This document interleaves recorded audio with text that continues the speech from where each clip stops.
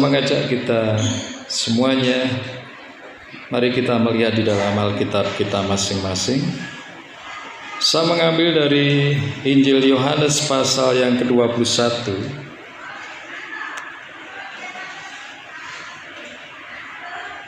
ayat 15 sampai dengan yang ke-19. Judulnya adalah Gembalakanlah domba-dombaku. Saya rindu kita akan membaca secara bergantian. Saya akan membaca ayat-ayat yang ganjil dan Bapak Ibu Saudara membaca ayat yang genap. Injil Yohanes pasal 21 ayat 15 sampai dengan yang ke-19. Gembalakanlah domba-dombaku.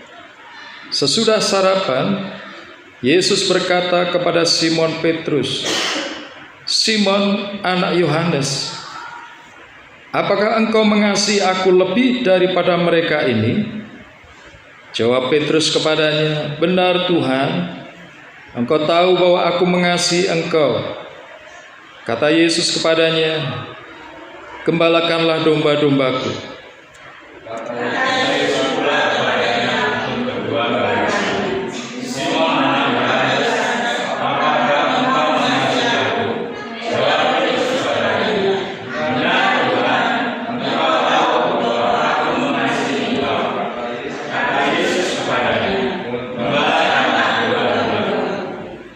Kata Yesus kepadanya untuk ketiga kalinya, "Simon, anak Yohanes, apakah engkau mengasihi aku?" Maka sedih hati Petrus karena Yesus berkata untuk ketiga kalinya, "Apakah engkau mengasihi aku?" Dan ia berkata kepadanya, "Tuhan, engkau tahu segala sesuatu. Engkau tahu bahwa aku mengasihi engkau." Kata Yesus kepadanya, "Gembalakanlah domba-dombaku."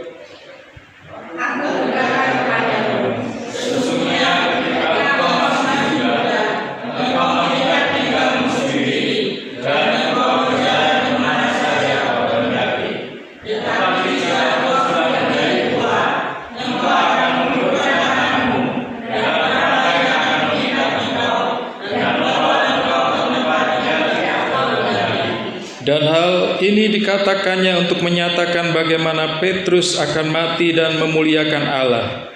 Sesudah mengatakan demikian, ia berkata kepada Petrus, "Ikutlah aku." Puji nama Tuhan. Peristiwa ketika Tuhan Yesus berdialog dengan Petrus, ini adalah peristiwa setelah Tuhan Yesus bangkit. Kita masih merasakan momen Paskah. Kita masih merasakan bagaimana kita memperingati. Artinya kita diingatkan karya agung dari Bapa di surga. Kita diingatkan Yesus yang adalah pribadi Allah sendiri. Saya selalu mengatakan, sebagaimana Rasul Paulus katakan, Dia yang adalah pribadi Allah sendiri tidak menganggap kesetaraan dengan Allah itu sebagai milik yang harus dipertahankan. Tetapi melalui peristiwa Paskah ini kita melihat Yesus yang adalah pribadi Allah benar-benar mengosongkan diri. Dia menjadi sama seperti manusia dan bahkan dihinakan sedemikian rupa. Nilai-nilai kehormatan dan kemuliaannya benar-benar kosong. Dia tidak dihargai sama sekali. Dia tidak dihormati sama sekali. Bahkan dia harus memikul salibnya dengan susah payah menuju Golgota. Dan setelah itu dia masih harus disalibkan. Dia benar-benar mengosongkan dirinya dalam pengertian tidak ada lagi yang tersisa. Bahkan ketika dia berteriak, "Eli, Eli, lama sabachthani?" "Allahku, Allahku, mengapa engkau meninggalkan aku?" Di dalam doa di detik-detik terakhir hidupnya, Allah seolah-olah diam. Dia benar-benar ditinggalkan sendirian. Jadi kita bisa melihat bagaimana peristiwa Paskah ini menunjukkan kepada kita gereja Tuhan adalah peristiwa besar yang luar biasa.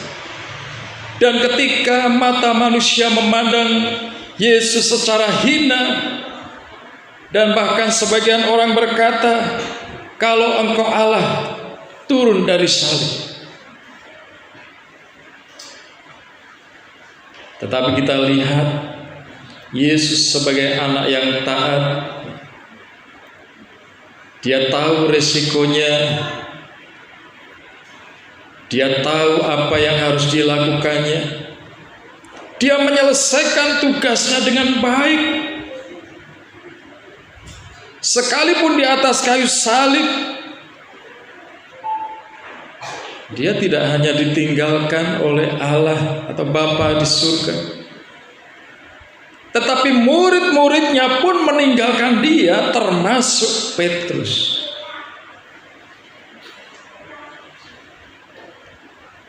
Pada saat itu mungkin Petrus berpikir di dalam kegundahannya, di dalam kekecewaannya, Tuhan yang selama ini dia ikuti, guru yang selama ini dia ikuti, bagaimana dia melihat berbagai mujizat terjadi, bagaimana dia melihat pengajaran-pengajaran yang hidup yang keluar dari mulut Yesus. Tetapi pada akhirnya dia melihat sosok yang diagungkan itu terhina di atas kayu salib. Sehingga ketika ada orang bertanya, engkau murid Yesus? Dia berkata, tidak. Artinya Petrus sendiri adalah sosok yang ikut meninggalkan Yesus.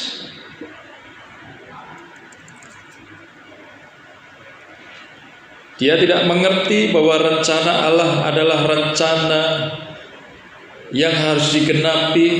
Firman Tuhan adalah ya dan amin. Ketika dia sudah menganggap Yesus tidak ada, Yesus mati di atas kayu salib, Yesus dikuburkan, apa yang terjadi? Ternyata 3 hari kemudian, dalam peristiwa Paskah yang kita peringati, Yesus bangkit dari kematian. Dia hidup. Dan untuk membuktikan bahwa dia hidup, dia bangkit dari kematian, Yesus tidak langsung naik ke surga, tetapi dia menampakkan dirinya kepada murid-muridnya.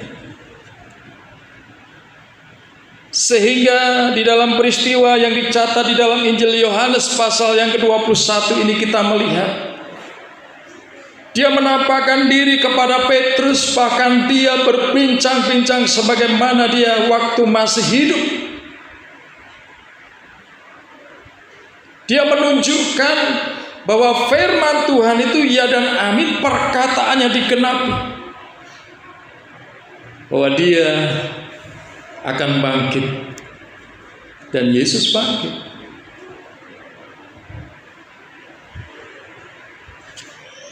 Kita bersyukur melihat bagaimana sekalipun Petrus ini adalah sosok yang meninggalkan Yesus pada waktu Yesus mengalami penderitaan, tetapi kasih Yesus itu luar biasa. Tidak membuat Yesus menghukum Petrus. Kita sebagai manusia merasakan bagaimana ketika kita susah, ditinggalkan oleh seseorang yang mungkin pernah bersama-sama dengan kita. Sebagai manusia pasti muncul kekecewaan. Nah, kita lihat Yesus di dalam penderitaannya, di dalam detik-detik terakhir hidupnya,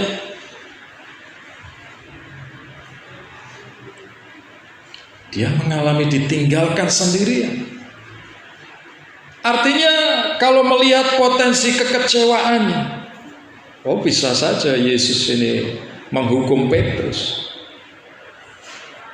Tetapi faktanya kita lihat bahwa kasih Allah adalah kasih yang abadi, kasih yang tidak pernah luntur oleh apapun.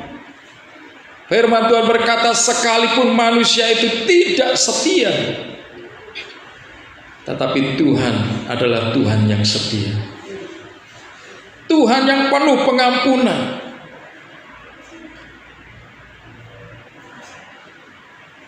Dalam dialog ini kita perhatikan bagaimana Tuhan Yesus ingin melihat sejauh mana Petrus kasihnya kepada Yesus. Tentu hal yang wajar ketika Tuhan ingin mengetahui kualitas kasih daripada Petrus ini. Kenapa? Karena peristiwa bagaimana Petrus itu mengikut Yesus, mengerti tentang Yesus, mengalami pertolongan mujizat Tuhan, melihat banyak hal terjadi, namun pada akhirnya dia juga meninggalkan Yesus. Di sini kita lihat ketika Tuhan Yesus bertanya kepada Petrus, dia tidak lagi menyebut sebagai Simon Petrus. Di situ Tuhan Yesus berkata, Simon anak Yohanes, apakah engkau mengasihi aku lebih daripada mereka ini? Kenapa Yesus tidak lagi menyebut dia Petrus? Petrus itu artinya batu karang. Di dalam Injil Matius pasal yang ke-16 di sana Tuhan pernah berkata kepada Petrus, orang yang sama. Tuhan berkata bahwa engkaulah batu karang, engkaulah Petrus, di mana jemaatku akan didirikan di atas batu karang.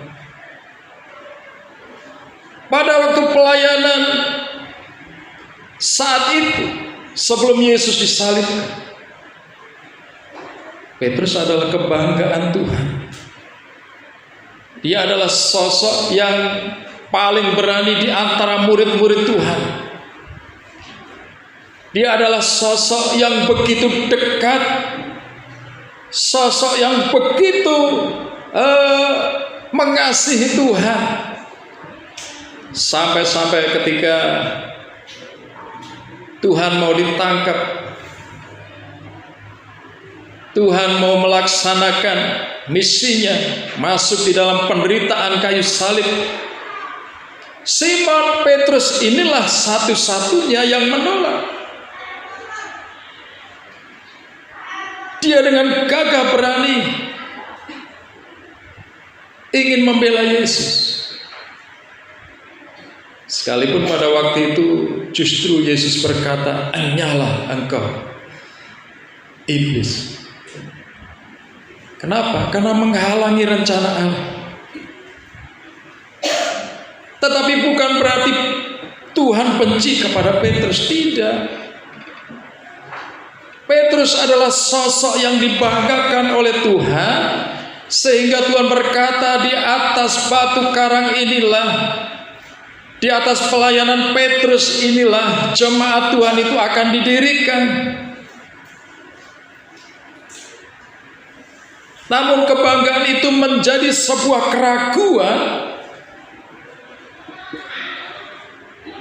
Petrus tidak sama lagi seperti yang dulu. Petrus yang dulu adalah Petrus yang memiliki iman yang kuat, yang teguh seperti batu karang. Tetapi karena kekecewaan melihat Yesus disalibkan, Yesus tidak bisa berbuat apa-apa. Kasihnya menjadi luntur, imannya menjadi luntur. Itulah sebabnya Tuhan ingin memulihkan, ingin membangkitkan kembali kasih yang luntur, iman yang sudah pudar itu.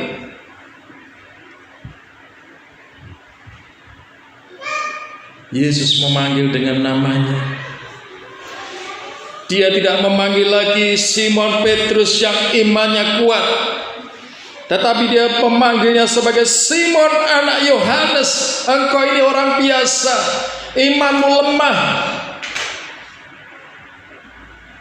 Dan aku ingin bertanya tentang kasih. Jadi peristiwa Paskah bukan melulu menunjukkan kepada kuasa Tuhan yang hebat, kebangkitan yang mengalahkan maut, tetapi di sisi lain adalah juga pernyataan Tuhan, kerinduan Tuhan untuk gerejanya. Apakah gerejanya itu masih tetap kuat ataukah imannya sudah mulai luntur? Peristiwa Paskah adalah peristiwa di mana Tuhan mempertanyakan kembali kualitas kasih gerejanya. Dan ketika kita lihat pertanyaan Tuhan, Simon anak Yohanes, apakah engkau mengasihi aku lebih daripada mereka ini? Artinya Tuhan ingin jawaban seperti dulu ketika Petrus membela Tuhan.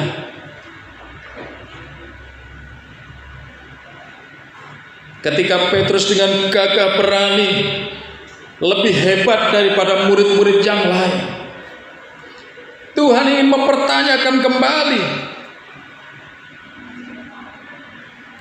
Dan pertanyaan Tuhan ini adalah pertanyaan yang sangat dalam, Bapak Ibu Saudara yang dikasihi Tuhan. Tuhan memakai pertanyaannya tentang mengasihi itu dengan sebutan agape, kasih yang tulus, kasih yang murni, kasih yang tanpa motivasi yang lain, benar-benar memberi sekalipun tidak mendapatkan balasan dari kasih. Artinya kasih Allah yang murni, sebagaimana Allah berkata, hujan itu diberikan Tuhan bukan hanya untuk orang baik saja, bukan untuk gereja Tuhan saja, tetapi hujan itu diberikan untuk semua orang di dunia ini, baik itu manusia yang baik, gereja Tuhan, maupun orang yang tidak mengenal Tuhan, bahkan orang yang jahat sekalipun.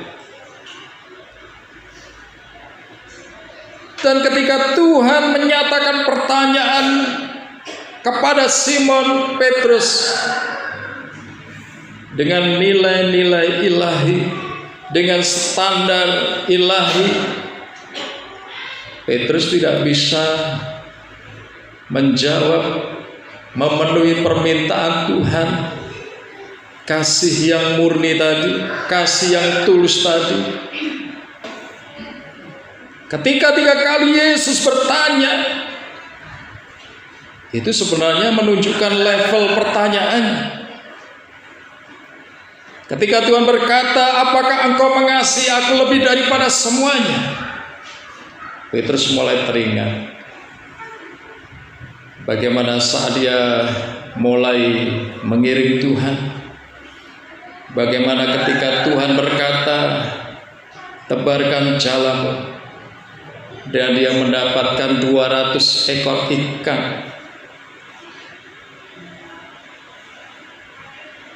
Dan Petrus menjawab dengan kejujuran. Mungkin dengan bahasa saya, dia akan berkata, Tuhan benar aku mengasihi engkau, tapi kasih itu terbatas pada hal-hal kedaginganku, terbatas hanya pada kebutuhanku untuk mendapatkan berkat.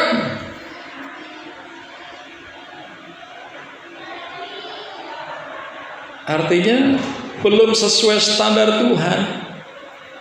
Tuhan berkata mengasihi gerejanya dengan tulus dan menempatkan dirinya sebagai gembala yang baik, dan berkata, aku memberikan nyawaku bagi domba-dombaku. Namun ketika Tuhan berkata kepada domba-dombanya, apakah engkau juga mengasihi aku seperti itu? Domba-dombanya hanya berkata, kami hanya butuh rumput Tuhan. Kami hanya butuh air yang tenang. Artinya tidak ketemu apa yang dimaksud Tuhan. Terlihat bahwa Petrus ketika menggebu-gebu membela Tuhan, memang pola pikirnya adalah pola pikir kedagingan duniawi. Bagaimana dia berharap Yesus menjadi seorang raja, dan dia berharap menjadi salah satu daripada mungkin jadi panglimanya Tuhan. Jadi artinya pola pikir Petrus ini masih berpikir secara politis, bahwa Yesus hadir untuk memulihkan Israel, menjadi seorang raja, membuat sebuah pemerintahan, dan dia ada di dalam pemerintahan itu. Sehingga Tuhan harus mengulang pertanyaannya untuk yang kedua kalinya. Jadi yang pertama kita lihat ketika Tuhan bertanya, apakah engkau mengasihi aku lebih dari semuanya ini? Petrus ini menjawab dengan pengakuannya. Jadi sederhananya seperti itu. Dia mengakui bahwa dia tidak seperti yang diucapkan oleh Tuhan. Dia masih manusia duniawi, dan dia mengucapkan dengan jujur, mengungkapkan dengan jujur bahwa pertanyaan pertama itu dia jawab dengan jujur, bahwa dia masih memiliki motivasi hanya untuk kebutuhan jasmani, hanya untuk kepentingan. Dan ketika Tuhan berkata untuk kedua kalinya, bertanya untuk kedua kalinya, Simon anak Yohanes, apakah engkau mengasihi aku? Jawab Petrus kepadanya, benar Tuhan, engkau tahu bahwa aku mengasihi engkau. Dari level pertama naik kepada level kedua. Yesus tetap dalam standar pertanyaannya. Apakah engkau mengasihi dengan standar yang kutetapkan? Petrus mulai teringat bahwa Yesus bagi dia hanyalah sebatas teman. Kasihnya adalah kasih sebagai seorang teman, sehingga ketika temannya mengalami penderitaan dan orang bertanya kepada Petrus, engkau murid Yesus? Petrus justru berkata, aku tidak kenal. Karena kasih hanya sebatas pertemanan, Bapak Ibu Saudara, maka dengan mudah dia meninggalkan temannya. Tidak ada lagi kesetia kawanan. Kasihnya hanya sebatas saling mengenal. Levelnya itu hanya naiknya sedikit. Tetapi Petrus jujur, iya Tuhan, aku mengasihi engkau, tapi terbatas ketika engkau disalibkan. Bagiku sudah tidak ada artinya. Apa yang kuharapkan dari orang yang disalibkan? Mungkin Petrus berkata seperti itu. Tidak ada lagi yang kuharapkan. Jadi untuk apa aku tetap di situ?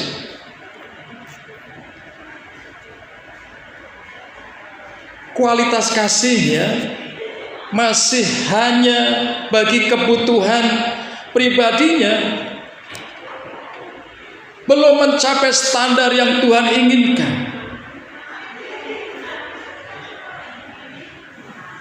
Namun demikian Tuhan tidak marah.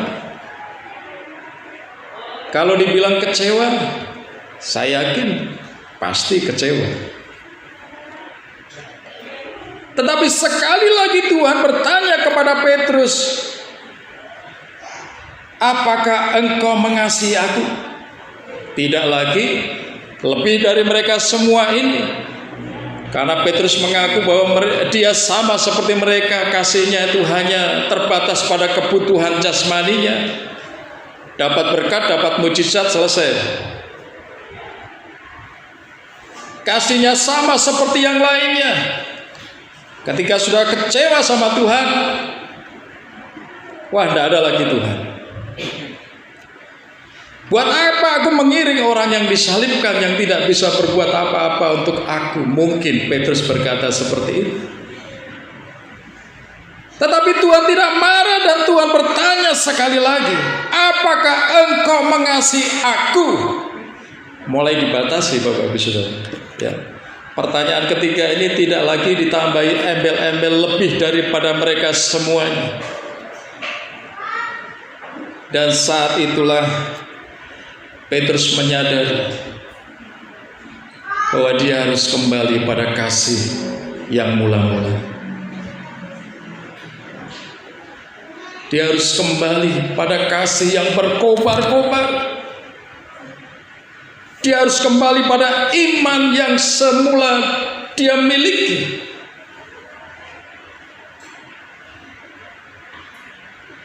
Sehingga Petrus tidak lagi menjawab dengan perkataan aku mengasihi engkau. Tetapi yang dikatakan Petrus adalah, Tuhan, engkau tahu segala sesuatu.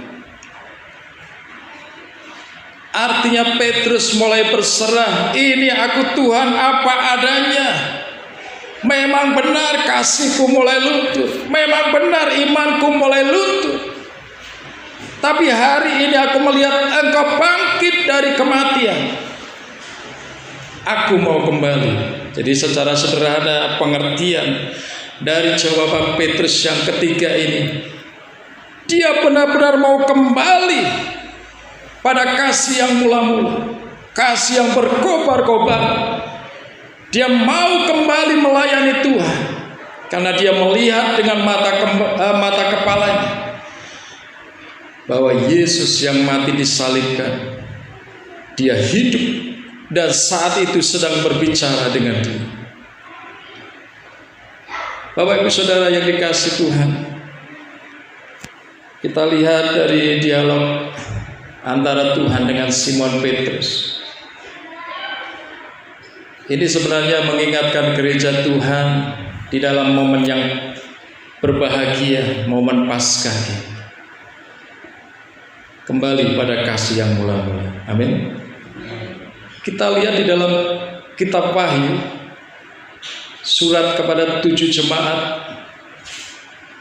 Salah satu jemaat mendapat teguran Tuhan, mendapat peringatan dari Tuhan. Kenapa? Karena meninggalkan kasih yang mula-mula.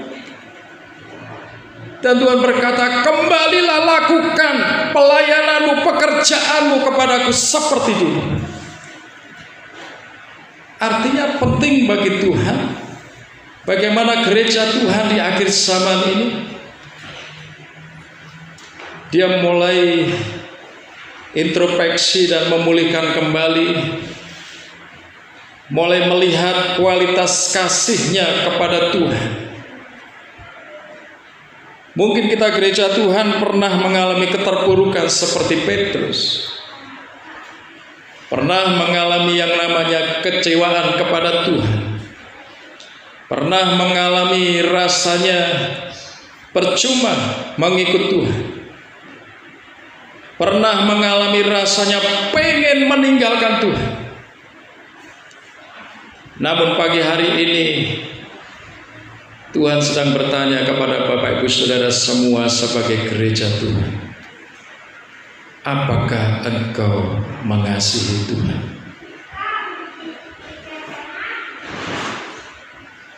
Ini menjadi penting bagi kita semuanya Bapak Ibu Saudara yang mengalami keterpurukan di dalam persoalan. Tidak hanya gereja Tuhan di akhir zaman, banyak tokoh-tokoh Alkitab mengalami keterpurukan, mengalami persoalan yang berat dalam hidup mereka, mengalami tantangan yang luar biasa. Tetapi di dalam segala persoalan itu kita melihat bahwa sebenarnya Tuhan itu sedang menguji kualitas imannya. Tuhan sedang melihat apakah kualitas iman tokoh-tokoh Alkitab itu seperti emas yang semakin dibakar semakin murni. Paulus pernah menggambarkan seperti itu, ya, bahwa ujian terhadap iman kita melalui berbagai macam persoalan tidak ditujukan supaya kita meninggalkan Tuhan. Ya, kita ingat hamba-hamba Tuhan senior atau bahkan orang-orang dunia pernah menggambarkan bagaimana seseorang itu seperti sebuah pohon. Baik berbicara tentang karir seseorang, berbicara tentang kualitas seseorang, bahkan berbicara tentang iman seseorang. Orang dunia berkata semakin tinggi pohon itu,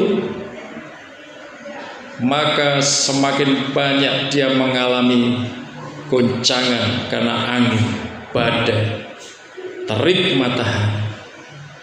Kita lihat pohon kelapa, semakin tinggi dia, ketika angin datang menerpa, kita lihat dia bergoyang lebih kencang dibanding dengan pohon-pohon yang lain. Mungkin pohon beringin hanya istilahnya daunnya saja yang bergerak, tetapi pohon kelapa itu dengan pohonnya, dengan batangnya, dia akan bergoyang-goyang. Semakin tinggi, semakin kuat angin itu. Dari pengertian itu kita tahu bahwa semakin kuat iman seseorang, ya ini saya bawa masuk di dalam introspeksi terhadap iman kita. Semakin kuat iman seseorang kepada Tuhan, maka semakin kuat goncangannya, semakin besar badai yang terjadi. Loh, kita lihat murid-murid Tuhan dibandingkan dengan orang-orang yang mengikut Tuhan, beda. Orang-orang yang mengikut Tuhan, Tuhan berkata, kamu mengikut aku itu hanya karena roti, hanya karena makanan. Tetapi murid-murid Tuhan, setelah melayani itu, Tuhan biarkan mereka berjalan sendiri melewati sebuah danau dan mengalami badai di situ. Kenapa? Karena Tuhan sedang menguji iman mereka. Berbeda dengan orang-orang yang hanya mengiringnya biasa-biasa saja. Dan ketika badai itu datang, mereka berteriak, mereka minta pertolongan Tuhan. Lo bukan dielus-elus sama Tuhan. Oh sabar le, wes badai ini biasa. Oh enggak, Bapak Ibu Saudara, justru Tuhan menegur mereka. Di mana imanmu? Lo coba Bapak Ibu Saudara lihat perbandingannya antara yang mengikut Tuhan biasa. Tuhan tidak menegur mereka seperti itu. Tuhan tidak pernah berkata kepada mereka, di mana imanmu? Kenapa engkau tidak percaya? Ya karena mereka hanya kualitas kasihnya untuk roti itu saja.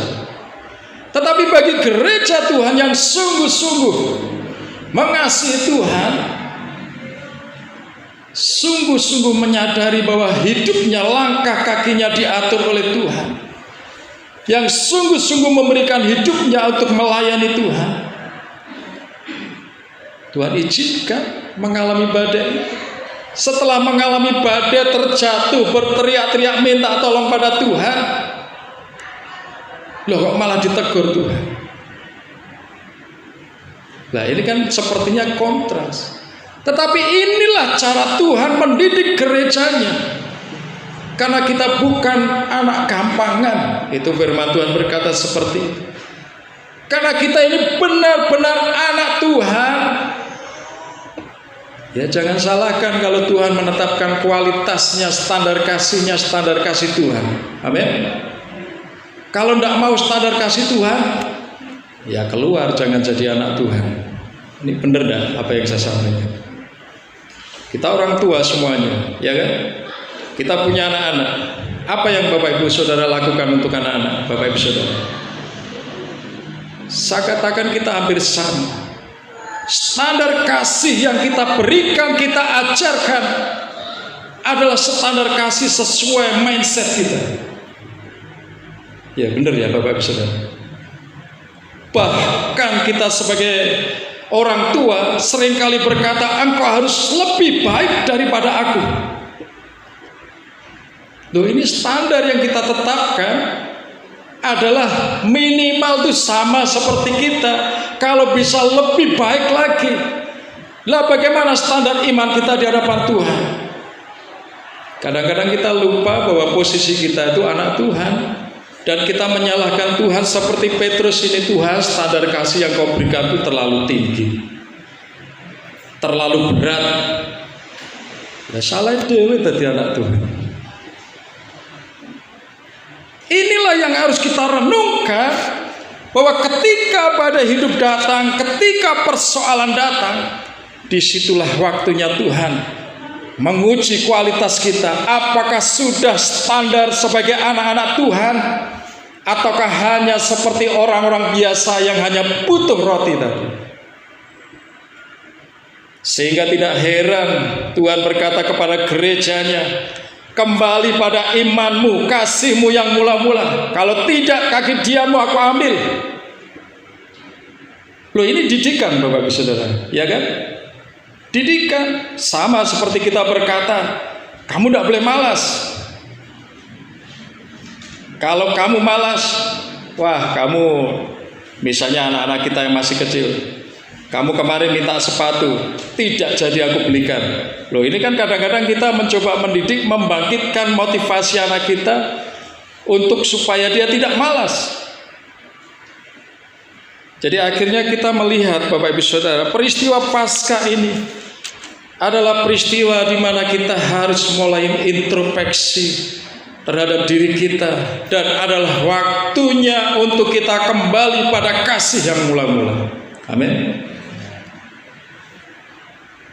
Jadi mari kita renungkan firman Tuhan ini. Ketika Tuhan memiliki standar kasihnya, kita tidak bisa lagi menyalahkan Tuhan, karena memang posisi kita anak Tuhan. Ya bebas saja orang tua mendidik anak-anaknya dengan caranya, karena firman Tuhan berkata kita bukan anak gampangan. Karena kita percaya Tuhan, kita dididik sebagai anak-anak Tuhan. Makanya Tuhan berkata kepada Simon Petrus, apakah engkau mengasihi aku lebih dari orang-orang lain ini?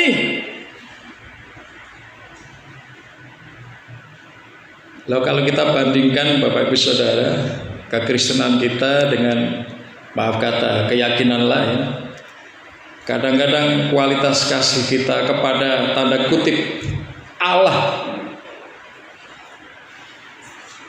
kadang-kadang kita ketinggalan jauh. Mereka dengan setia, misalnya saudara kita Ismail, sehari 5 kali Bapak Saudara. Sehari 5 kali saja mereka setia. 2,5% setiap tahun mereka harus berikan persembahan mereka. Ya saya sebut persembahan mereka. Mereka setia.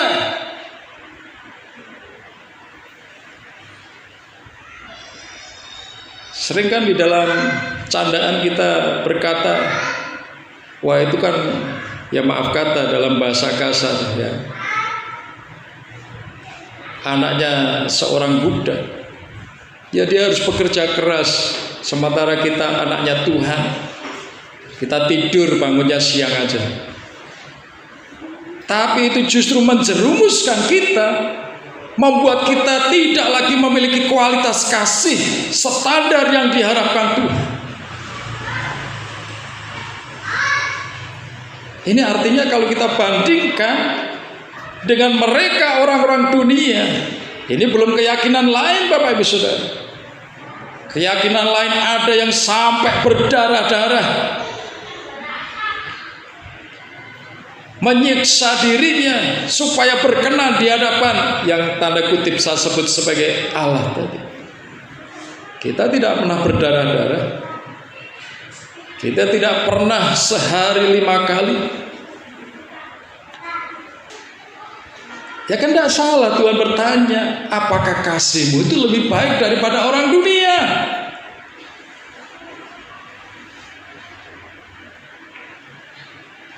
Mari Bapak Ibu Saudara kita renungkan firman Tuhan ini. Biarlah momen Paskah ini bukan hanya momen kita menerima khotbah tentang berkat, tetapi adalah juga momen di mana kita mau mulai introspeksi kembali kualitas kasih kita yang Tuhan mau melalui perenungan kita adalah mari kita kembali pada kasih yang mula-mula. Lakukanlah seperti dulu apa yang Tuhan sudah percaya. Jangan sampai kita ditegur seperti jemaat Tuhan di dalam kitab Wahyu. Karena kehilangan kasih yang mula-mula Tuhan berkata, aku akan mengambil kaki Dian. Jangan sampai. Kaki Dian adalah Roh Kudus yang dibutuhkan gereja Tuhan. Kaki Dian adalah kehidupan gereja Tuhan karena Tuhan hadir di gereja. Oleh karena itu mari melalui perenungan kita pada saat pagi hari ini, saya tidak akan perpanjang lebar, tetapi melalui dialog antara Tuhan dengan Petrus kita mulai bertanya, apakah kasih kita hanya sebatas kebutuhan kita saja? Apakah kasih kita itu masih pada level kedagingan kita saja? Ataukah kasih kita meningkat hanya levelnya Yesus itu sahabatku, saudaraku? Pas Yesus susah kita pergi, seperti Petrus. Ataukah benar-benar kita menyerah, Tuhan kau tahu kasihku, batas kasihku seperti apa kepada Engkau. Aku mau dipulihkan. Aku mau bangkit kembali. Aku mau kembali pada kasih yang mula-mula seperti yang disampaikan Petrus dalam pertanyaan yang ketiga. Saya yakin dan percaya ketika kita mau kembali pada kasih yang mula-mula, gereja akan dipulihkan dan diberkati oleh Tuhan. Belum pernah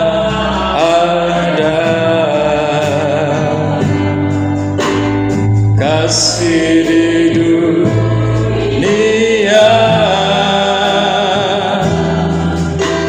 sanggup menerima diriku apa adanya selain kasih-Mu. Yesus, takkan ada lagi, takkan ada lagi kasih seperti ini, sanggup mengubahkan hidup, sanggup mengubahkan hidupku menjadi baru selain kasih-Mu. Yesus, mari kita ungkapkan kasih kita kepada Tuhan.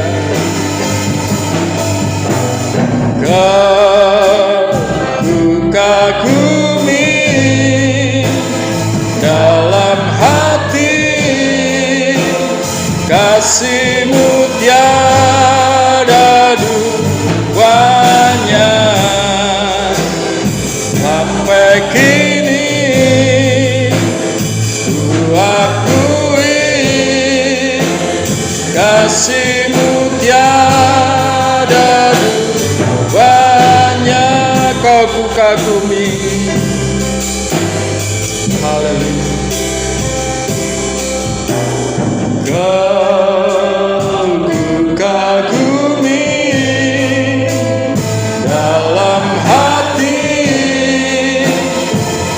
kasih-Mu tiada duanya.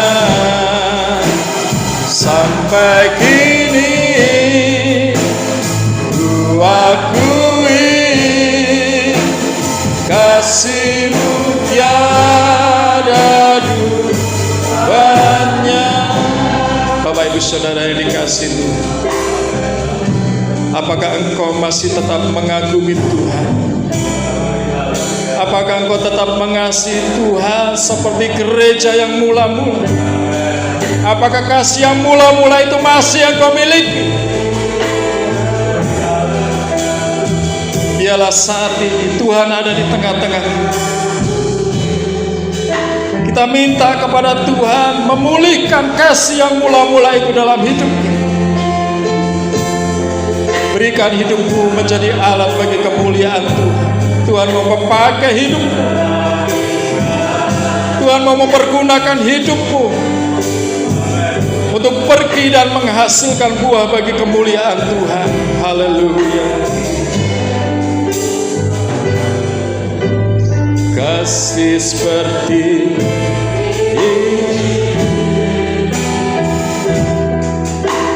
sanggup mengubahkan diriku menjadi